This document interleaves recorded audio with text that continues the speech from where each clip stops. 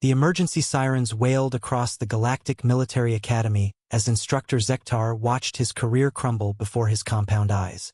Through the reinforced transparisteel of the observation deck, he witnessed something that defied every law of predator dynamics known to the galaxy's greatest xenobiologists.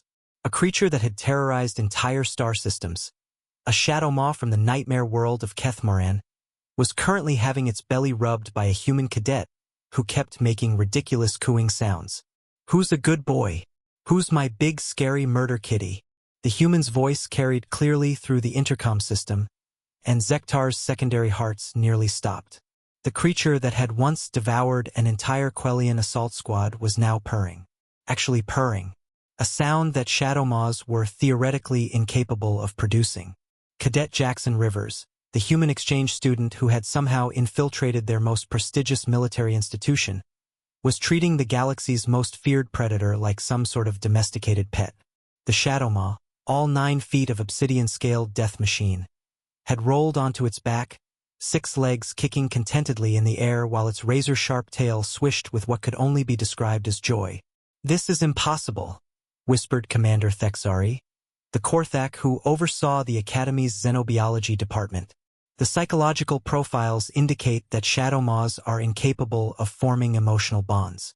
They're pure killing machines bred by the Deathworld Keth'moran itself." Zektar's insectoid mandibles clicked nervously. He had released the Shadowmaw as part of what should have been a routine lesson in predator recognition and evasion techniques. Standard protocol dictated that cadets would observe the creature from the safety of the observation deck while learning to identify its attack patterns and weaknesses. No one, absolutely no one, was supposed to be in direct contact with the beast. Yet there was Jackson Rivers, completely oblivious to the chaos he was causing in the command center above, scratching behind the creature's armored head ridges, while it made sounds that their universal translators were struggling to classify somewhere between contentment purr and requesting more belly rubs. 3 hours earlier, the day had begun like any other at the Centauri Defense Academy, the galaxy's premier military training facility located in neutral space. Representatives from 47 different species attended classes together, learning the arts of warfare, diplomacy, and survival in an increasingly dangerous universe. Jackson Rivers had been an oddity from the moment he arrived. Humans were a newly discovered species, their world only recently contacted by the Galactic Council. Most civilizations went through decades of careful integration before their citizens were allowed to attend prestigious institutions like the Academy. But humans had somehow fast-tracked their way in, claiming their unique perspective would benefit the program. Unique perspective had turned out to be an understatement. In his first week, Jackson had somehow befriended a volatile snapwing, a creature whose natural response to any approach was to explode in a burst of acidic flames. He'd done this by offering it what he called belly rubs, and speaking to it in the same tone one might use with an infant. The snapwing, which had previously injured 3 trained handlers, now followed Jackson around like a devoted pet. The incident with the phase sharks had been even more bewildering. These interdimensional predators were known to slip between realities to ambush their prey. Jackson had somehow taught them to play what he called fetch by throwing energy orbs through dimensional barriers. The sharks now competed with each other for his attention. Instructor Zektar had initially dismissed these incidents as flukes. Perhaps the Academy's specimen database was outdated. Maybe these particular creatures were genetic anomalies. But as more incidents occurred, a disturbing pattern began to emerge.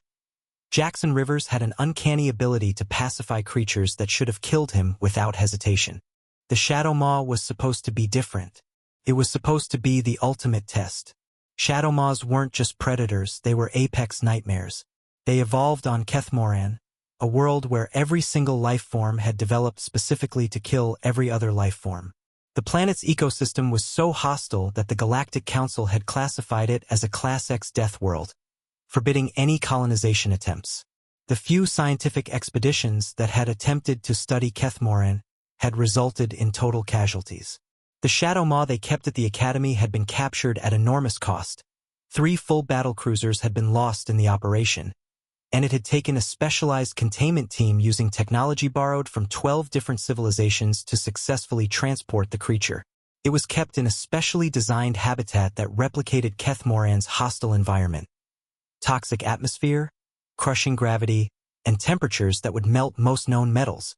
The plan had been simple: show the cadets what a real predator looked like. Let them observe from safety while learning to recognize the signs of an apex hunter. Build respect for the deadly creatures they might encounter in their military careers. Nobody had planned for Jackson Rivers to somehow end up in the containment chamber itself. How did he even get inside? Commander Thexari demanded, his scaled hide shifting through alarmed color patterns. The containment chamber requires authorization from 3 separate departments. The human claimed he was just looking around, reported Lieutenant Issa, a serpentine Slithek who monitored the facility's security systems. He said he heard sad noises coming from the chamber and wanted to check on the kitty. Kitty? Zektar's compound eyes bulged. He called a Shadowmaw a kitty? Through the observation window, they could see Jackson still interacting with the creature. The human had somehow bypassed the atmospheric processors. The toxic air that should have killed him within minutes seemed to have no effect. The crushing gravity that required most species to wear support exoskeletons appeared to bother him about as much as a light breeze. Sir, Lieutenant Issa continued, her voice tight with disbelief, our sensors indicate that the human is not only surviving in the Keth'moran environment, but his vital signs suggest he's comfortable. That's impossible, Commander Thexari insisted. Humans are from a Class G world. Standard gravity, breathable atmosphere, moderate predators. Their physiology isn't equipped for this kind of environment. But the evidence was right in front of them. Jackson had removed his uniform jacket and was using it to play what appeared to be a game of tug-of-war with the Shadowmaw. The creature, capable of biting through starship hulls, was being remarkably gentle with the fabric, its massive jaws barely applying any pressure. Has anyone actually read the Human Homeworld Assessment? Asked Dr. Veltar, the Academy's chief xenobiologist. She was frantically scrolling through data on her portable console, her 4 arms moving in a blur of activity. Of course, Zektar replied dismissively. Standard Class G world. Nothing remarkable about it except for an unusually active tectonic system and some minor climate variations. Dr. Veltar's tentacled face went pale.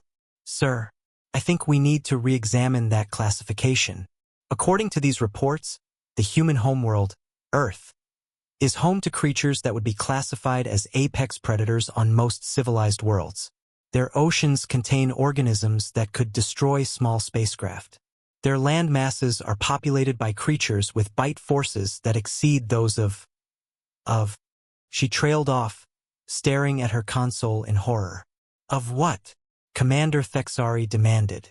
Of Shadowmaws, she whispered.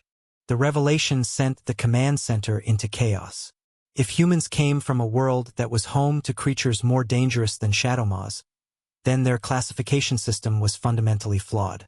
Worse, it meant they had no idea what Jackson Rivers was actually capable of. Evacuate the Academy, Commander Thexari ordered. If the human is some sort of apex predator himself, we need to...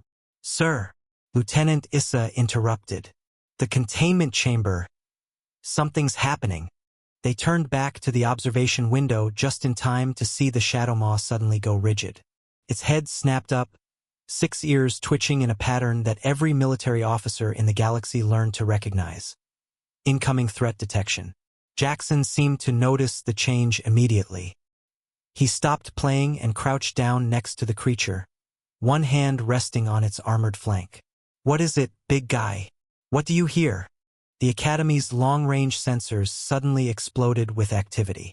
Alarm klaxons began wailing as automated systems detected an incoming threat.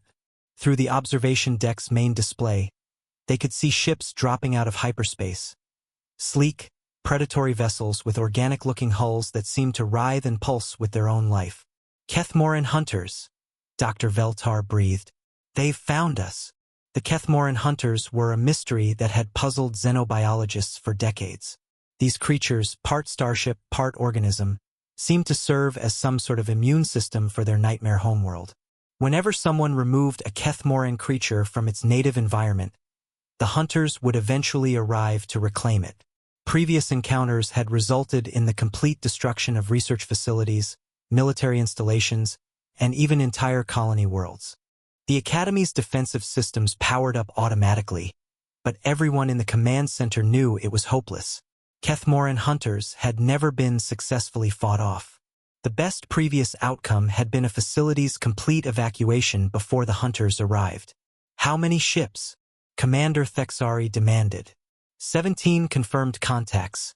Lieutenant Issa reported. All massive class. Estimated crew complement. Unknown. Keth'moran biology doesn't follow standard patterns. Through the observation window, they could see Jackson looking up toward the ceiling as if he could see through the Academy's structure to the ships above. The Shadowmaw had begun making a low, thrumming sound. Not quite a growl, but definitely agitated. Easy, boy, Jackson murmured, still stroking the creature's flank. I know you smell your pack up there, but you're safe here. Pack? Zektar's mind reeled. The Shadowmaw wasn't just a specimen to be reclaimed. It was part of some larger social structure. And somehow, Jackson Rivers understood this instinctively. The first hunter ship began descending through the Academy's atmosphere, its organic hull pulsing with bioluminescent patterns that hurt to look at directly. The Academy's shields flared as they automatically engaged, but everyone knew they wouldn't hold for long. All cadets to emergency stations. Commander Thexari broadcast over the facility's communication system. This is not a drill. Prepare for immediate evacuation. But Jackson Rivers made no move to evacuate. Instead, he stood up in the containment chamber, facing the ceiling with his hands on his hips in what could only be described as a defiant posture. Now that's just rude, he said, his voice carrying clearly through the intercom. You can't just show up without knocking. The Shadowmaw seemed to respond to Jackson's tone, rising to its full height and letting out a roar that resonated through the Academy's structure. But instead of the terrifying battle cry that should have sent every living creature fleeing in panic, the sound somehow seemed protective. Dr. Veltar's tentacles writhed as she stared at her readings. This is unprecedented. The Shadowmaw is exhibiting pack-bonding behaviors toward the human. It sees Jackson as part of its family unit. That's impossible, Zektar insisted. Shadowmaws are solitary hunters. They don't form packs. Apparently, Dr. Veltar said grimly, there's a lot we don't know about Shadowmaws, or about humans. The hunter ship had fully breached the Academy's atmosphere now, hovering directly above the containment facility. Strange, organic-looking tendrils began emerging from its hull, probing at the Academy's shields like fingers testing a barrier. In the containment chamber, Jackson walked over to the intercom panel. He had to stretch to reach it. The controls had been designed for taller species, but he managed to activate the communication system. Hey, up there in the command center, Jackson's voice echoed through the facility. I don't suppose you've got a way for me to talk to our visitors, do you? I think there might be a misunderstanding that needs clearing up. A misunderstanding? Commander Thexari sputtered. Those are Keth'moran Hunters. They don't negotiate. They don't communicate. They just hunt. Jackson glanced up at the observation window, and even through the distance, Zektar could see the human's expression. It wasn't fear or panic or even concern. It was the look of someone who was mildly annoyed by an interruption to his day. Well, Jackson said, I guess we're about to find out what they're really like when someone actually tries talking to them instead of shooting first. The hunter ship's tendrils finally breached the Academy's shields, and the entire facility shuddered as something vast and alien made contact with their hull. What happened next would be debated in xenobiology journals for generations. Jackson Rivers walked to the center of the containment chamber, placed one hand on the Shadowmaw's head, and spoke in a voice that somehow carried through the Academy's hull and into the vacuum of space itself. That's enough. The words weren't transmitted by any technology the Academy possessed. They didn't go through communication arrays or universal translators. They simply carried, as if the human's voice had somehow become part of the fundamental fabric of space-time itself. The hunter ships stopped. Every alarm in the Academy fell silent. The organic tendrils that had been probing their hull withdrew. Through the main display, they could see the massive Keth'moran vessels hanging motionless in space, as if waiting. Jackson continued speaking, but now his words seemed to bypass the universal translators entirely. The sounds coming from his throat were unlike anything in the Galactic Linguistic Database. Clicks, growls, harmonics that seemed to resonate on multiple frequencies simultaneously. It was as if he was speaking the language of the universe itself. Dr. Veltar's forearms moved frantically over her console. "Impossible," she whispered. "He's communicating in pure Keth'moran. But that's not a language, it's a bioacoustic spectrum that organic creatures use to interface with their technology. No non-Keth'moran species has ever been able to produce those sounds." The Shadowmaw beside Jackson began responding, its own vocalizations joining his in a complex harmony. Through the observation window, they could see bioluminescent patterns appearing across the creature's scales, patterns that matched the pulsing lights on the hunter ships above. "He's not just talking to them," Lieutenant Issa breathed. He's part of their network." Jackson's conversation with the invisible entities above continued for several minutes. The sounds were hauntingly beautiful, like whale songs mixed with stellar radio emissions and the harmonics of crystalline structures under stress. It was the kind of communication that most species would need decades of study to even begin to comprehend. Finally, Jackson stepped back and returned to using standard galactic common, though his voice still carried that strange harmonic quality. "Okay, they're not happy," he announced to the command center above.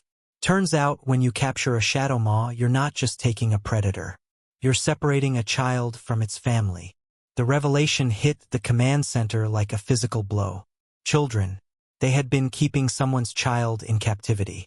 "The Shadowmaws aren't solitary hunters," Jackson continued, scratching behind the creature's head ridges as it pressed against his side like an oversized cat. "They're pack animals. Family units. This little guy," he gestured to the 9-foot-tall nightmare creature, "is basically a teenager who got separated from his parents during a hunt." "Little guy," Commander Thexari whispered in horror. "The hunter ships?" Jackson grinned up at the observation window. "Those are his family. They've been tracking him across half the galaxy, following the scent trails left by your capture teams. They're not some sort of immune system for Keth'moran, they're just really, really worried parents." The implications were staggering. Everything the galactic community thought they knew about Keth'moran and its inhabitants was wrong. They weren't dealing with mindless predators or biological weapons. They were dealing with a highly advanced civilization whose members just happened to look like nightmarish killing machines. "I've been explaining the situation to them," Jackson continued. "Told them that you guys didn't know he was just a kid, and that you've actually been taking pretty good care of him. The habitat you built? It's not perfect, but it shows you were trying to keep him comfortable." Through the main display, they could see one of the hunter ships beginning to descend more slowly, its organic hull no longer pulsing with the angry patterns they'd seen before. The bioluminescent displays had shifted to colors that somehow seemed warmer, more welcoming. "They want to take him home," Jackson said. "But they're not angry anymore. They understand it was a mistake." Dr. Veltar looked up from her console, her tentacled face pale with shock. "Jackson, how do you know their language? How is any of this possible?" Jackson was quiet for a moment, one hand still resting on the Shadowmaw's flank. When he spoke, his voice was thoughtful, almost philosophical. "You know, back on Earth, we have this saying, all God's creatures have a place in the choir. I think maybe the problem isn't that I can talk to them. I think maybe the problem is that everyone else has forgotten how to listen." The transfer took place over the next several hours, with Jackson serving as interpreter between the Academy staff and the Keth'moran family. It turned out that the Hunters had biotechnology that was centuries ahead of anything in the galactic database, but their society was built around concepts that most civilizations had abandoned. Extended family units, communal child-rearing, and the idea that every member of their species was precious beyond measure. The young Shadowmaw, whose actual name, when Jackson translated it, meant something like "curious about distant stars," had apparently been on his first solo hunt when he'd wandered too far from home and been captured by the Academy's collection teams. His family had been searching for him for months, growing more desperate with each dead end. As the reunion took place on the Academy's main landing platform, Instructor Zektar found himself standing next to Jackson, watching the young Shadowmaw bound toward creatures that made him look small by comparison. The adult Keth'morans were massive, their organic technology seamlessly integrated with their biological forms in ways that made it impossible to tell where creature ended and starship began. "I don't understand," Zektar admitted. "How did you know? How could you possibly have known what they were really like?" Jackson was quiet for a moment, watching the family reunion with a small smile on his face. "Back home, we have animals that look pretty scary to people who don't know them. Big teeth, intimidating size, natural weapons. But once you learn to read their body language, once you understand what they're actually trying to communicate, most of them just want the same things we do. Safety, family, a full belly, and a warm place to sleep." "But this is different," Zektar insisted. "These are creatures from a death world, the most hostile environment in known space." "Maybe," Jackson said, "or maybe Keth'moran isn't actually as hostile as we thought. Maybe it's just a place where creatures who look scary to us happen to live normal, happy lives." One of the adult Keth'morans approached them, moving with surprising grace for something the size of a small spacecraft. Its bioluminescent patterns shifted through colors that the universal translator interpreted as gratitude and respect. Jackson responded in those same impossible harmonics, and the creature's patterns brightened. It extended something that might have been a limb or might have been a technological appendage. With Keth'moran biology, the distinction was meaningless. Jackson reached out and touched it, and for a moment, the air around them shimmered with colors that had no names in any galactic language. "They're inviting us to visit Keth'moran," Jackson translated. "They say that any species wise enough to care for their young is welcome in their territory." Dr. Veltar, who had been monitoring the interaction from a safe distance, looked up from her sensors with wide eyes. "Jackson, the energy readings I'm getting from that contact. They're not just communicating with you, they're sharing information. Biological data, technological specifications, star charts. It's like they're downloading their entire cultural database into your mind." Jackson blinked, then grinned. "Ha! That explains why I suddenly know 17 different recipes for something called Stellar Kelp Surprise." As the Keth'moran family prepared to depart, taking their wayward child home to safety, Jackson turned back to the stunned Academy staff. "You know," he said, "I think there might be a lot of species out there that we've misunderstood. Maybe the reason we keep running into hostile aliens is because we approach them like they're hostile in the first place." The hunter ships began lifting off, their organic hulls singing harmonics that seemed to make the very air dance. As they disappeared into hyperspace, leaving behind only the memory of music that touched something deeper than hearing, Instructor Zektar realized that everything was about to change. The Galactic Council would need to be informed. The entire xenobiology curriculum would need to be rewritten. First contact protocols would need to be completely reconsidered. But more than that, they would need to find more humans like Jackson Rivers. Because if Earth had produced one individual capable of bridging the gap between species that had been considered impossibly alien, there might be others. There might be an entire world of beings who could serve as translators between civilizations. "Jackson," Zektar said as they walked back toward the Academy buildings, "I think we're going to need to have a very long conversation about your planet, and your species, and exactly what kind of creatures you grew up with." Jackson laughed, the sound somehow harmonizing with the distant song of departing starships. "Well, there was this one time when I was 8 and I found an injured bear in our backyard." Zektar's compound eyes bulged. According to the files he just accessed, Earth bears were classified as apex predators capable of running at speeds exceeding most military vehicles, with bite forces that could crush steel and claws that could tear through armor plating. "You befriended a bear when you were a child?" "Befriended might be too strong a word," Jackson mused. "But we definitely reached an understanding. Turned out he just had a thorn in his paw. After I helped him out, he used to come by every few weeks. Mom would leave out honey sandwiches for him." As they disappeared into the Academy corridors, Zektar began to suspect that the galaxy was about to discover that Earth wasn't a Class G world at all.